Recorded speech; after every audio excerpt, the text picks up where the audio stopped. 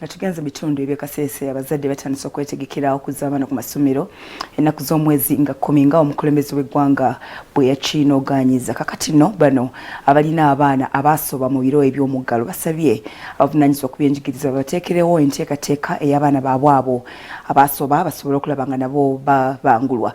Mu ngeri emu abakulembeze mu kitundu ekyo bagamba nti bandisobodde okuzza abaana bano mu masomero n'ekijja kusiiga ekifaananyi ekibi eri abo abasobola okwekuuma mu biro by'omuggalo.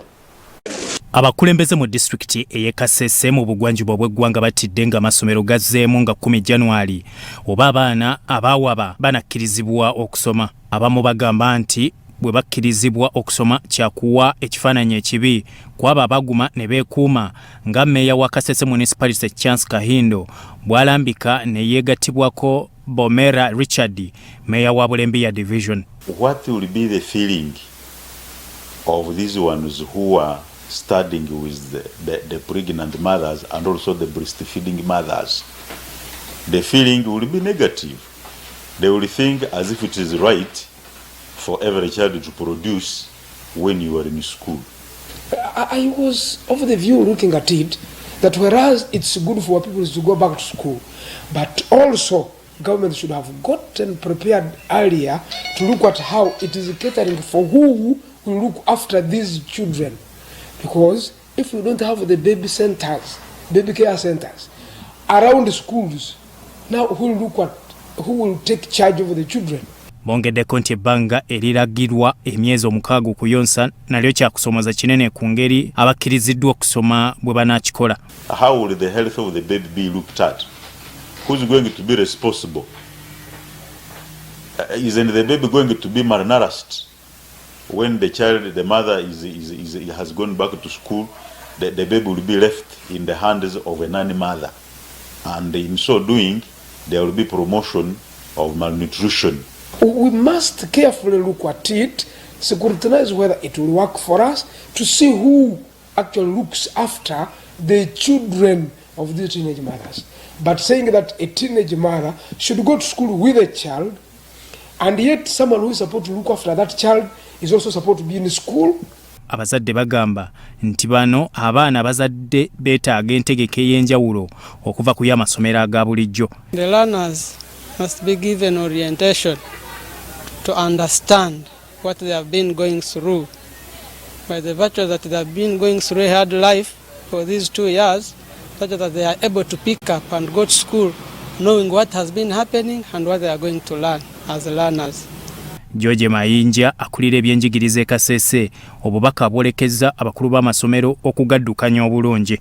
So whenever a child now starts developing such a type of behaviors of pregnant people, women understand, then this child can be allowed to move out.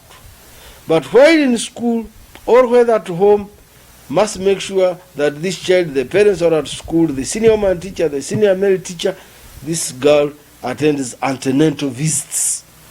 DEO Mayinja takkiriziganya na kuddira baana abawala okubakozesa awaka okulabirira abaana abazaaliddwa kuba nabo balina kuba mu masomero. All of us are not going to allow that a certain child is missing school because he's working as a maid.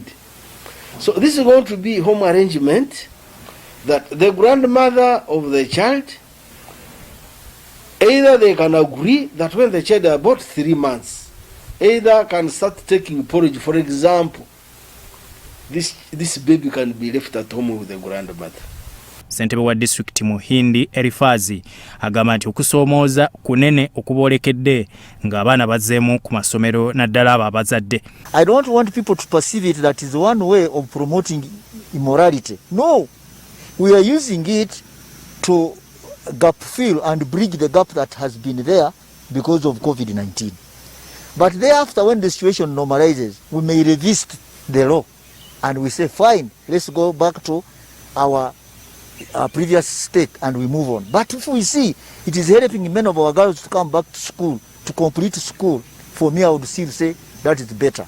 Babakulira amasomero betwogeddeko nabo bagamba nti ekiseera kya kukaluba nga basomesa abaana abalina okuyonsa baana bannaabwe. Era nakati saawa tuli mu workshop okuyiga ngeri gye tugenda okulamu amasomero abaana tubakwata tutya n'okwerinda bya covid byonna bagenda tuli mu kubiyiga kati era yes, first of all, it is a government policy that a child who has by misfortune or 14 had pregnancy, that is especially the girls, must be accepted in school. So Nadiri Preparatory School is not outside Uganda. So we agreed in a meeting that for the parent to come here, at least there must be a photocopy of the vaccination card to be put in the file, so that we know if we have enrolled Musinguzi in the P1, Musinguzi's mom and dad are vaccinated, so we are sure that the home is safe. Byatumusime Gerard, Soroti TV, Omunyo.